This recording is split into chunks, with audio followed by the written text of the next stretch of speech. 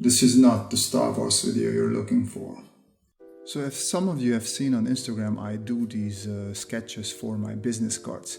And I mostly concentrate on muscle cars, but I also do other stuff. The only problem is, like, if I draw with marker, they all hit through like that a little bit. So you can see it here as well.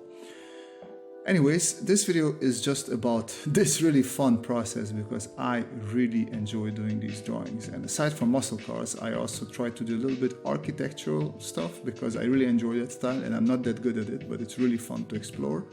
And this weekend I've been to Düsseldorf and I tried out watercolor as well. So I did the setup with pencil, then fine liner, and went over with watercolor. And as you can see, that doesn't hit through. So that is actually could be something that I might do in the future. Anyways, let me just do a fun little sketch this time around as well. And I am going to speed the video up at this point because I didn't realize, but yeah, I set the drawing up as always with a light marker and that just it's just simply not visible on the camera. But yeah, so in this video I just really want to have fun, and as you probably noticed from the intro and the thumbnail as well, I finally could do a little bit of a bait and switch and a clickbait title. And in the second part of the video, yes, I am going to draw Mando's spaceship from the Mandalorian.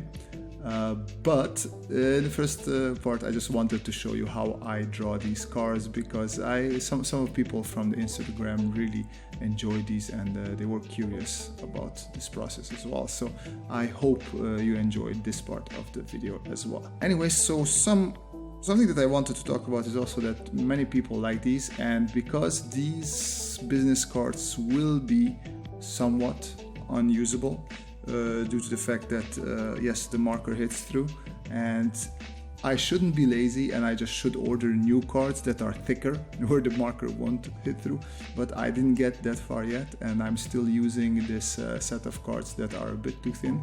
So I thought, and not just thought, but also, as I said, people were asking if they can get their hands on these. So I decided to just do some giveaways since Christmas is coming anyways.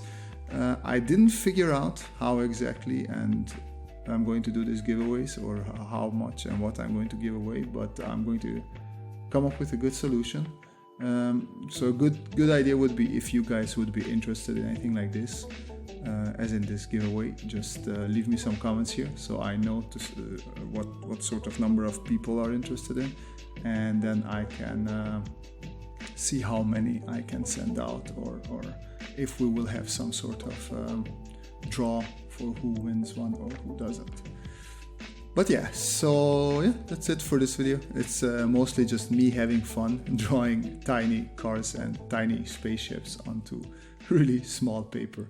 And actually I must say it is not a bad exercise. So if you want to force yourself to do something, one, do it faster, and to also to not fall in the pitfall of doing too much detail, because that is something that I keep on talking about, that I easily lose myself in drawings, that I just want to go in and detail, and that is not really possible if you draw in small like this.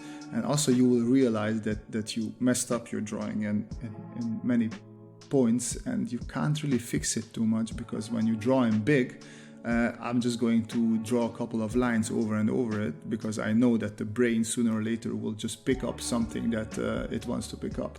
But here you have to think a little bit more ahead and be a little bit more deliberate with your lines. So I find it is quite a good exercise to prepare you for that, and also make sure that your lines are a bit more controlled. And also, if you tend to over-render your stuff, this can help you as well, because you just don't have the real estate. Because sometimes I still use the smaller tip of the markers, but I do recommend using the chisel tip as much as you can, because then you're really forced to just stick to like big surfaces and think about also how you're going to use the markers. But yeah, let me stop here with the talking and I'll jump back and do some more commentary when we get to the Mandalorian ship.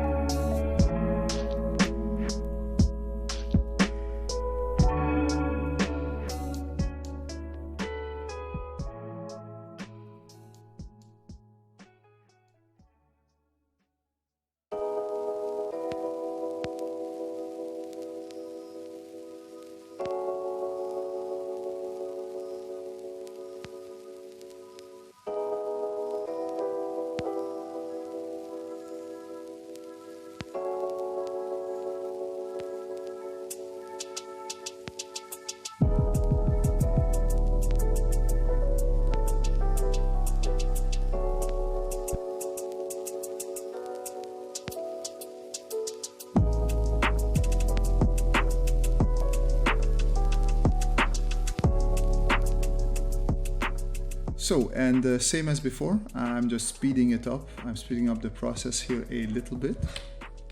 Same as before, I'm speeding up the process here a little bit because, although this is more visible, still I didn't want to do the same sort of drawing, overdrawing at the same speed. Also, the speed, if you're interested, is usually 2 times. So I try to slow it down because sometimes my videos are too fast. I realize that. And yeah, as probably most of you, I do enjoy The Mandalorian quite a bit, hence the intro as well. And I just wanted to draw the ship because I'm starting to like it more and more. Many times it happens with me when a new hero ship is introduced. It takes me some time to get used to it. I find the back part of it a little bit boring. As I understand, it is sort of a Mandalorian ship building style, having these big engines on the side. I saw some vehicles that are supposed to belong to Mandalorians, and they all have these big engines. But what I really like is the front, and I think this also just comes with the Star Wars design language, where you have these World War II bomber looking like cockpits, and this really incorporates that, and I just really love that about it. And also it's like utilitarian small ship, just him, cargo transport, or yeah, well, his bounties transport. So I just really enjoy the ship, and it was just really fun drawing it. Fun thing is also when you do these small drawings, also with the cars and buildings and well, in this case spaceships as well. At some point you really end at a point where like, oof, this really doesn't look good, this is too rough, and you question yourself. And I just figured out that I have to work through that, because at least as soon as I start also putting in the colors and I mix it up a bit, I'm just going to like it more. And obviously these are tiny drawings, so it's not that you can expect perfection from yourself. So it sort of prepares you that yeah, just be okay sometimes with what you're doing and have in mind what you want to expect. You can't sit down and do these small drawings and then expect yourself to expect fantastic outcomes from yourself. Obviously you can have nice outcomes, but it's not going to be a Mona Lisa. It's not going to be something beautifully rendered and super crisp, because that's not the point of such drawings. So yeah, it's good in the end when you look back at something. Oh, okay, actually it's not that bad. So I really recommend trying to drawing in all sorts of sizes. Not getting stuck to one size, because that's going to be a comfort zone and you just won't be able to draw that well. And different sizes. I had that problem when I was younger. I always drew in small, and I just threw in a couple of details because, hey, I didn't have to think that much about it. So for thumbnails, right now I still use that because you don't need any more than that for thumbnails. But it's not good to get stuck in that mindset. And also, if you always draw big and get used to always rendering everything else nicely, well, that's not always what's needed. And when you need to do a drawing like this, you're just going to get frustrated when the rendering doesn't happen, or it doesn't look as good as it should. So it's just worth realizing that, hey, every size and every drawing can have a different approach. But I noticed myself rambling, so let me stop here. Just remind you, comment in this video if you're interested in a giveaway of one of these smaller business cards. And yeah, I hope you liked this video. I hope you took something away with it. If you did, hit that like button. You can also subscribe for more similar content, or follow me on Instagram if you like to see drawing related uploads. As always, most important thing is that you guys have a great week, and see you folks next time. Bye bye.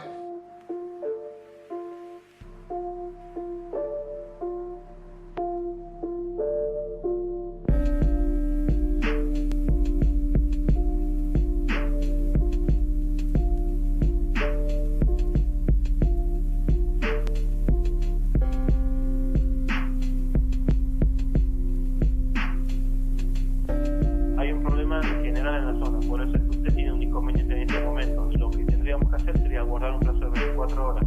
Pero como le informé anteriormente, nunca llegan las 24 horas y eso sucede bastante antes. ¿Sí?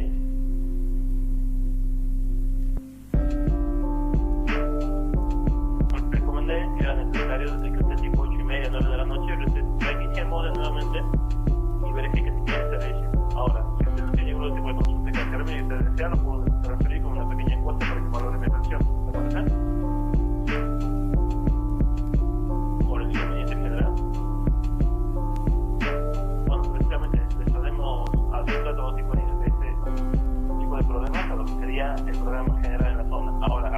se conectan.